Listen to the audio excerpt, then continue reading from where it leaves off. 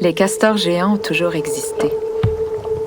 Stories of giant beavers continue to be told today. In this first episode, I speak with Simon Brascoupé, Algonquin Mohawk artist from Kitigan-Zibi, now living in Ottawa. Simon shares the story of the giant beaver that I first heard when we met up in Scotland. We discuss the importance of knowing the land we live on and the stories that forged it. When I tell that story, I tell it across Canada, and other people have giant beaver stories and giant animal stories, that really go back. Like the Big Maw have, this giant beaver that dams up the that area where they have the highest tides in the world. So the beaver decides to dam up this waterway and to capture a whale, and the whale realizes it's trapped in this dam, and it flaps its tail, and the tail breaks the water breaks the dam, and the water goes out, and it comes back in, it goes out, and that's why they say the tide is so high there, And then it's an old Algonquin story that's been documented. Being an academic, I checked it out. So there's quite a number of references in the literature about this particular story. And what's beautiful about it, it's situated in Algonquin territory. So if you can imagine this giant beaver weighing 600 pounds, as big as a bear, roaming around this territory.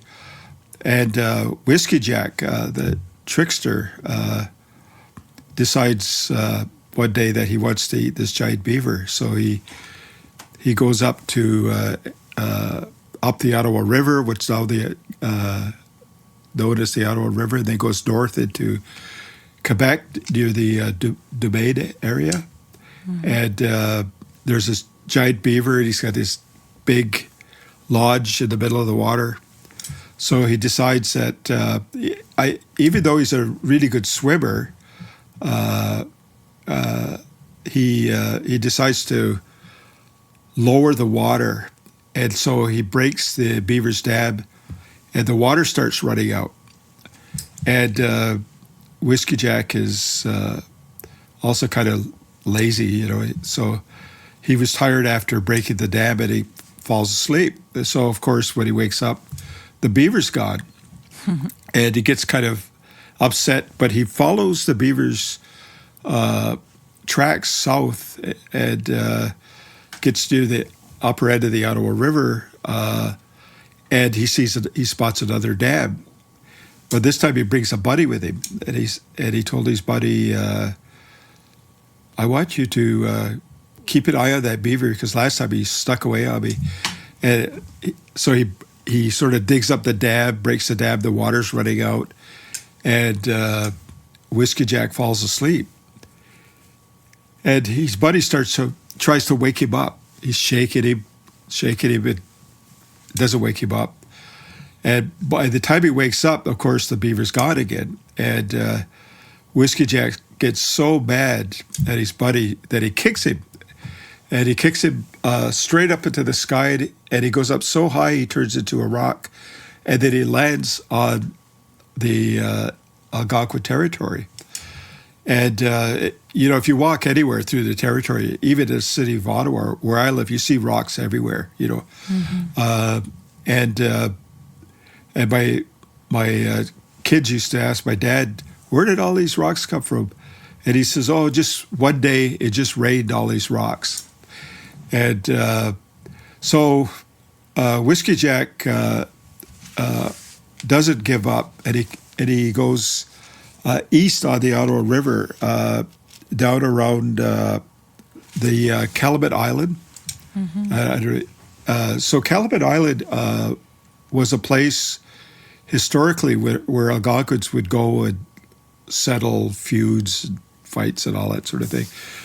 So Calumet Island is still an important island for Algonquins, but there's chutes there, and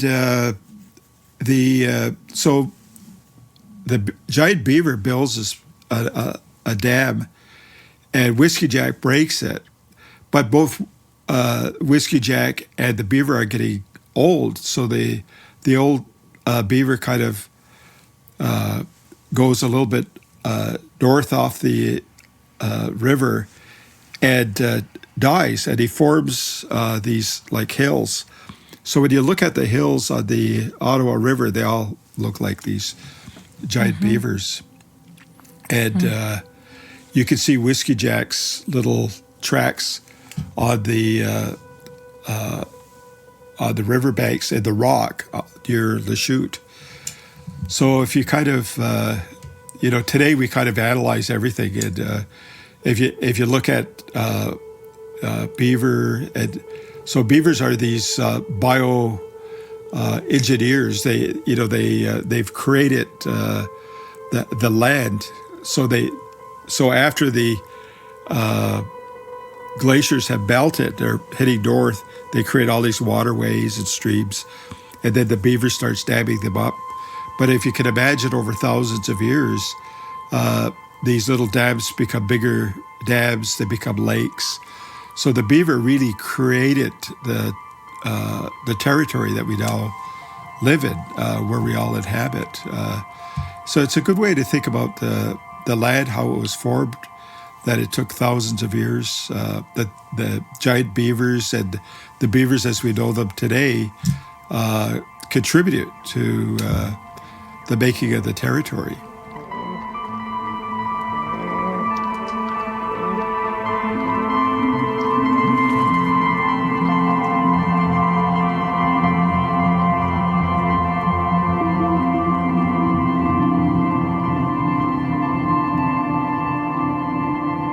Beaver plays a really important role in our history, but I think this whole business of when our spirit comes into the world, when we're born, that spirit already knows everything. It's parents' job, grandparents' job to remind that spirit of things it should know. But that spirit, our learning spirit, also learns from animals. So I'm from the bear clan, so I get inspired by a lot of things by bear, but also I can learn from beavers. I can learn from otters, and they are there to teach us. So the land becomes our teacher. Mm-hmm. And we learn how to live off the land. We learn how to live sustainably off the land. And, I think we talked before about the beaver almost becoming extinct and the beavers coming back. The beavers telling us something, that maybe we're doing something right. So it's out there to give us a message. Mm-hmm. And in the grandfathers and grandmothers' teachings about the 7 values, beaver represents wisdom. Yeah. Why do you think the beaver is so wise, or why did we allocate that value to Avec? I've never really thought about it, but what is wisdom? I mean, wisdom is something that we gain through our lives. Of course, we're probably wise as children, but we as we grow up, we become less wise, and then we become wiser. And if you look at the beaver and all the stories we just were reminiscing about, the beaver is telling us, and the beaver must have had an impact on not only indigenous people but Europeans is that the beaver's industrious. It's working hard all the time, and it's building something. And I think certainly a lot of people look at animals as not having the same intelligence as humans. But I think we overrate ourselves. We're destroying the world. I don't think that's wise. The beaver is wise because it's demonstrating us that we work hard. We live with the natural world with the tools that we have. The beaver is telling us that we need to prepare for the future. They build the dam. Mm-hmm. So it's thinking about the future in many ways, the generations that come. All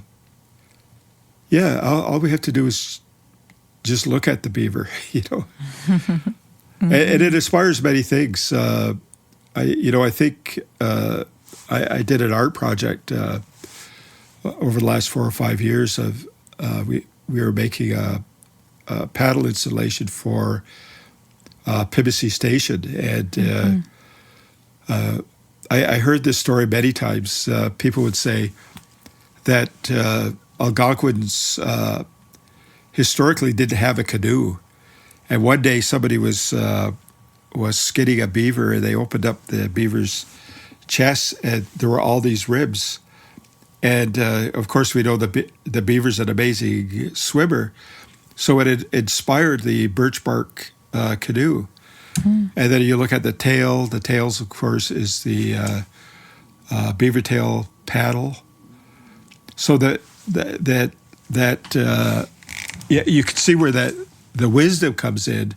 That how smart is how wise is the beaver to teach us how to be able to live sustainably on not only on the land but on the water. The beaver is a very generous creature because it's also gifting us with these knowledge.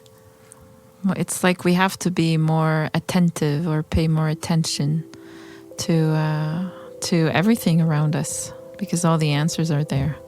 Yeah, and particularly with COVID, I think it's really slowed me down.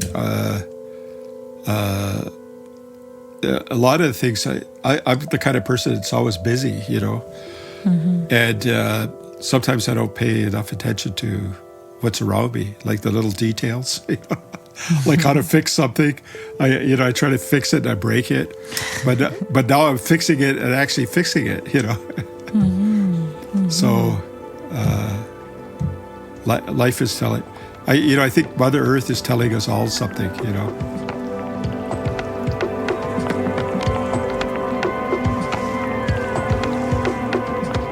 Cet enregistrement a été réalisé sur le territoire traditionnel et non cédé du peuple algonquin Anishinaabe. Nous reconnaissons que les Anishinaabeg sont les gardiens et les défenseurs traditionnels de ces terres, tout comme de la Kichisibi, la rivière des Outaouais, et ce pour les générations à venir.